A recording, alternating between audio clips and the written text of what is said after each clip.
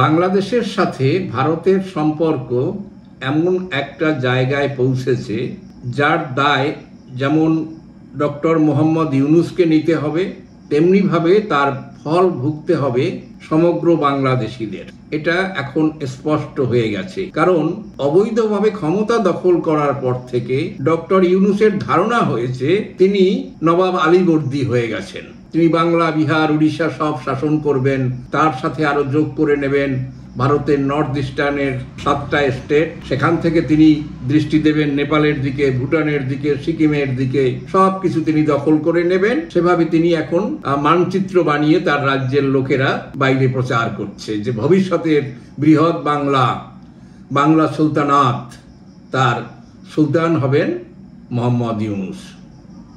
আশাটা ভালো, কিন্তু দুরাশা এটা বিপজ্জনক। আমরা দেখতে পাচ্ছি যখনই ভারত সম্পর্কে তারা সীমার বাইরে যাচ্ছে, চীন দেশে গিয়ে তিনি ঘোষণা করলেন তারা বঙ্গোপসাগর তার অধিপতি, তার নিয়ন্ত্রণ করছেন তার অভিভাবক তিনি, এবং নর্থ ইস্টার্ন স্টেটগুলো তারা আটকে আছে, ল্যান্ডলকড হয়ে আছে, এবং সেখান থেকে তারা চাইলে চায়নার সাথে করিডোর তৈরি করে সেখানকে নিয়ন্ত্রণে আনতে পারবে। ইউনূস জানি না তিনি নাকি শিক্ষিত লোক, নোবেল পুরস্কার অবশ্যই তিনি তার শিক্ষা বিদ্যা কাজের জন্য পাননি, শান্তি পুরস্কার এমনিতেই বিতর্কিত, সবসময় এমন নয় যে সঠিক লোককে সঠিক সময় দেওয়া হচ্ছে, কাজেই সে প্রসঙ্গ আলাদা, আমরা সেটাকে এখানে উল্লেখ করব না। কিন্তু তার ফল কি হলো?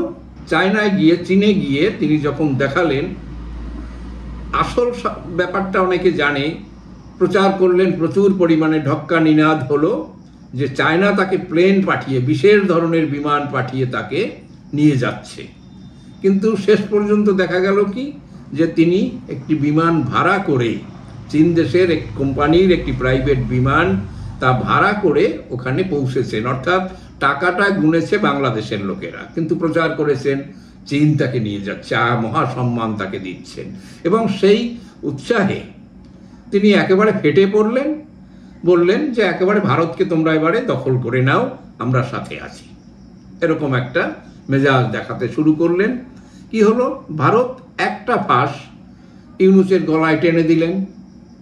বাংলাদেশের যারা এক্সপোর্টার, একমাত্র এক্সপোর্ট বলতে সেখানে বলা যায় গার্মেন্টস, রেডিমেড গার্মেন্টস। কম মজুরির জন্য বাংলাদেশে এই শিল্পটি বেশ প্রসার লাভ করেছে। পৃথিবীর বিভিন্ন দেশে সাপ্লাই হয়, এমনকি তাদের সেলাই করা কাপড় চোপড় ভারতেও কিছুটা মার্কেট আছে। প্রায় $2 বিলিয়ন রেডিমেড গার্মেন্টস ভারতও ব্যবহার করে, যা বাংলাদেশে তৈরি হয়। কিন্তু জানলে অবাক হবেন যে এর জন্য যে সুতা, এর জন্য মেশিনের যে পার্টস, এর জন্য যে তৈরি করতে যে তুলা, এর যাবতীয় জিনিস কিন্তু যাচ্ছে ভারত থেকে।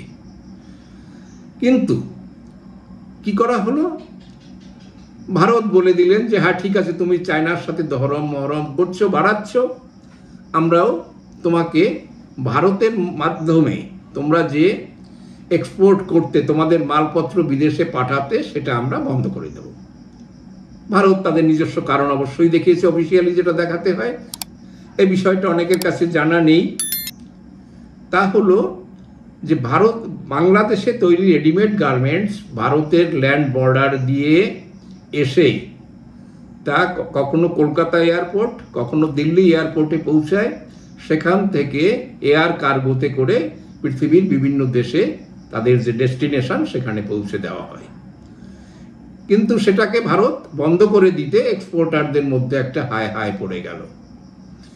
এমনিতেই এই ভারতের সাথে এই সমস্যা তৈরি করার পর থেকে, এবং ওখানে যে নতুন স্বাধীনতা তাদের, সেই আন্দোলন থেকে শুরু করে ভারতের জিনিসপত্র নিয়ে ওখানে সঠিকভাবে তারা কাজকর্ম আর করতে পারছিল না, লেবার আনরেস্ট, মালিকদের সাথে অত্যাচার, সেসবের জন্য প্রায় 70% গার্মেন্ট শিল্প সেখানে বন্ধ হয়ে গেছে।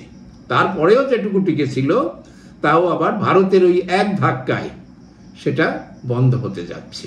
কারণ বাংলাদেশ যদি নিজেরা এই জিনিসটা বিদেশে পাঠানোর চেষ্টা করে, দেখা যাবে তার খরচ বহু গুণে বেশি হয়ে যাবে। দ্বিতীয়বারে এরা নেপালে গিয়ে সেখানের একটা সম্মেলনে আবার ভারতের সম্পর্কে কিছু কুৎসা করার চেষ্টা করলো। তার জন্য ভারত কি করলো? দ্বিতীয় ধাক্কা, যে না, তোমাদের দেশ থেকে, বাংলাদেশ থেকে যেসব জিনিস আমাদের স্থল বন্দর দিয়ে, অর্থাৎ বিভিন্ন কাস্টম সীমা দিয়ে যেগুলো ভারতে প্রবেশ করত, সেই জিনিসগুলো বন্ধ করে দেওয়া হবে। এটা করা হয়েছে নর্থ ইস্টের জন্য, কিছু করা হয়েছে আমাদের পশ্চিম দিকে, ভারতের পূর্ব দিকের যে চেকপোস্টগুলো, যেমন বেনাপোল, গোজাডাঙ্গা ইত্যাদি অঞ্চলে, এখান থেকে রেডিমেড গার্মেন্টস ঢোকানো বন্ধ হয়ে গেছে। বলা হয়েছে এখানে আসতে হলে তাদের শিপের মাধ্যমে আসতে হবে, অর্থাৎ আবার সেই দাম বেড়ে যাবে, যার ফলে তাদের কাপড়ের চাহিদা কমে যাবে। ফলে এটা হচ্ছে তাদের উপরে দ্বিতীয় ধাক্কা, দ্বিতীয় নুজ যাকে বলা হয়, যে গলায় এটা কষে বসিয়ে দেওয়া হয়েছে। কিন্তু তারা কি করছে? মাঝে মাঝে একটু আঁচড় কাটার চেষ্টা করছে, আমরা এটা বন্ধ করে দেব, ওটা বন্ধ করে দেব। যেমন ভারত থেকে 33টি আইটেম ইম্পোর্ট করার উপরে তারা সেখানে বিধিনিষেধ আরোপ করেছে। তার মধ্যে যে একটা রয়েছে, যেমন এদেশ থেকে যে সুতা যাচ্ছিল তাকে তারা এখান থেকে ডাইরেক্ট নেবে না, সেটাকে স্থল বন্দর থেকে সেটা নেওয়া হবে না, কিন্তু তারা নিজেদের সুতো তৈরি করবে এই ধারণা, কিন্তু সেখানে তুলো কিন্তু ভারত থেকে যাচ্ছে, অর্থাৎ ভারতীয় তুলো দিয়ে তারা সুতো তৈরি করবে। আর সেটা তাদের ইচ্ছা মতো করতেই পারে, কিন্তু ভারত যদি তুলো এক্সপোর্ট করা বন্ধ করে দেয় বাংলাদেশকে, তখন তাদের উপায়টা কি হবে? এইভাবে একটা দিক থেকে বাংলাদেশকে কোণঠাসা করার মতো ব্যবস্থা রয়েছে। এরপরে 2026-এ পদ্মার যে জল, গঙ্গার জল, সেই জল বন্টন চুক্তি যে রিনিউ করার কথা, তাকে যদি সিন্ধু নদীর জলের মতো যদি সেই চুক্তি কিছু সময়ের জন্য স্থগিত করে দেওয়া হয়, যদি বন্ধ করে দেওয়া হয় বাংলাদেশে গঙ্গার জল প্রবেশ করা, তিস্তার জল প্রবেশ করা, তাহলে দেশটির গতি কি হবে? শুধু তাই নয়, বাংলাদেশের 54টি নদী যা ভারত থেকে বাংলাদেশে প্রবেশ করেছে, তার জল, তার পলি দ্বারা ওই দেশটি সমৃদ্ধ হচ্ছে, তাদের কৃষিকাজ চলছে। কিন্তু একে একে ভারত চেষ্টা করলে সমস্ত দেশটিকে খুব কম সময়ের মধ্যে মরুভূমিতে পরিণত করে দেওয়া যাবে। দেশে দুর্ভিক্ষ হবে, শস্য উৎপাদন বন্ধ হয়ে যাবে, নাব্যতা নষ্ট হবে, সমুদ্রের লবণাক্ত জল তা অনেক দূর পর্যন্ত চলে আসবে, অর্থাৎ পানীয় জলের পর্যন্ত সমস্যা সেই দেশে দেখা দেবে। দ্বিতীয়ত, দেশের 10%-এর বেশি বিদ্যুৎ তা সরবরাহ করছে আদানি, তাদের বিদ্যুৎ উৎপাদন কেন্দ্র যা ভারতে অবস্থিত। ভারতের পরিবহনের মাধ্যমে ভারতের গ্রিড ব্যবহার করে তা বাংলাদেশে পাঠানো হচ্ছে। তা নিয়েও এক সময় অনেক রকমেরই হয়েছিল, যে প্রচুর পরিমাণে টাকা ধার করেছিল, সেই টাকা দেবে না কারণ আদানি প্রচুর বেশি রেট নিচ্ছে, ইত্যাদি ইত্যাদি নানান নিয়ে হম্বিতম্বি করা হয়েছিল। কিন্তু শেষ পর্যন্ত দেখা গেছে যে না, এটা করলে ওর দেশটা পুরো বন্ধ হয়ে যাবে। এদের ধারণা হয়েছে যে আমরা নেপাল থেকে যদি বিদ্যুৎ নেই তাতে আমাদের অনেক কাজকর্ম হয়ে যাবে, কিন্তু ভুলে যাচ্ছে যে নেপালের যে বিদ্যুৎ নেয়ার জন্য যে গ্রিড, সেটা ইন্ডিয়ান, সেই গ্রিড ব্যবহার করে ওখানে যাচ্ছে। পুরো দেশের জন্য প্রয়োজনীয় যে ডিজেল, তার একটা বড় অংশ ভারত থেকে, ভারতের পাইপলাইন থেকে সাপ্লাই হচ্ছে, নর্থ ইস্ট আসাম থেকে সেটা যাচ্ছে পার্বতীপুর ডিপোতে। সেখানের সাপ্লাই যদি ইন্ডিয়া বন্ধ করে দেয়, দেশের উত্তরাঞ্চলের যে কৃষিক্ষেত্র, যানবাহন, এর চলাচলের উপরে প্রচুর পরিমাণে তার প্রভাব পড়বে। এক কথায় বলা যায় যে সেটা বন্ধ হয়ে যাবে।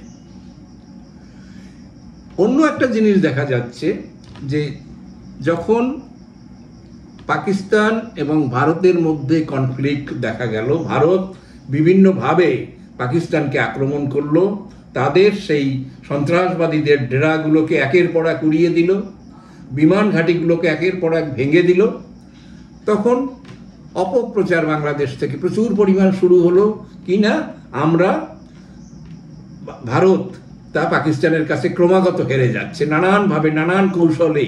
ন্যাশনাল টিভি থেকে শুরু করে অন্য যাবতীয় প্রচার মাধ্যম, সংবাদপত্র সবাইকে কাজে লাগিয়ে হলো কি যে ভারতকে একেবারে নাস্তানাবুদ করে দিয়েছে পাকিস্তান। তাদের আনন্দটা কোথায়? যে পাকিস্তানের সাথে তাদের সদ্য সম্পর্ক তৈরি হয়েছে, বন্ধুত্ব তৈরি হয়েছে। পাকিস্তান যার জন্য অপেক্ষা করেছিল যে আমরা 71-এর প্রতিশোধ নেব। 71-এর প্রতিশোধ মানে যখন ভারত পাকিস্তানকে বিচ্ছিন্ন করে বাংলাদেশ তৈরি করে দিয়েছিল, এরা সেই প্রতিশোধ নেওয়ার কথা বলে বাংলাদেশের সাথে সম্পর্ক তৈরি করেছে। বলেছে যে ভারত যা কিছু দিচ্ছিল তা আমরা একেবারে তোমাদের কম দামে সব কিছু দিয়ে দেব। কিন্তু যারা অর্থনীতির খবর রাখে, কৃষি উৎপাদনের খবর রাখে, তারা সবাই জানে যে পাকিস্তান এখন একটা সর্বহারার দেশ। হাতে বাটি নিয়ে ঘুরে বেড়াতে হচ্ছে প্রতিদিন। কোনো ঋণ তো শোধ করতে পারছে না, একটা দিন চলার জন্য তাদেরকে ধার করতে হচ্ছে IMF থেকে, ওয়ার্ল্ড ব্যাংক থেকে, অন্য দেশ থেকে টাকা ধার করলে তবেই তারা চলতে পারছে। কাজে সেরকম একটা দেশ যাই হতভাগা, তারা ভারতের সাথে লড়াই করার কথা ভাবে এবং তার জন্য যেভাবে নাস্তানাবুদ হয়েছে সমগ্র বিশ্ব সেটা দেখেছে যে ভারতের উপরে একটাও আঘাত কোনো জায়গায় হানতে পারেনি।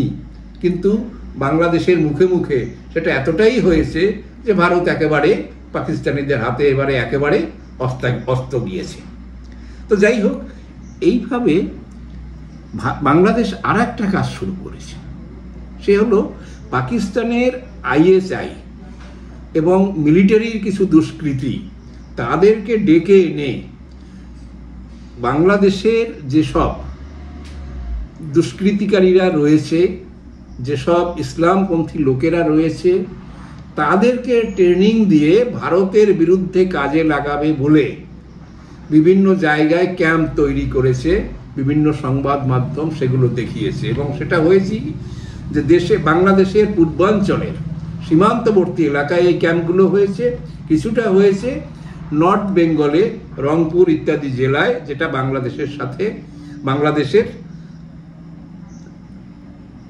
রংপুর ইত্যাদি জেলায় যেটা ভারতের সাথে লাগোয়া। অর্থাৎ এখান থেকে ট্রেনিং করিয়ে দুষ্কৃতিকারীদের খুব তাড়াতাড়ি ভারতে ঢুকিয়ে দেওয়া যাবে। কিন্তু সমগ্র তথ্য ভারতের হাতে রয়েছে, কোথায় ক্যাম্প তৈরি হয়েছে, কারা সেখানে ট্রেনিং করছে, কে তাকে ট্রেনিং দিয়েছে।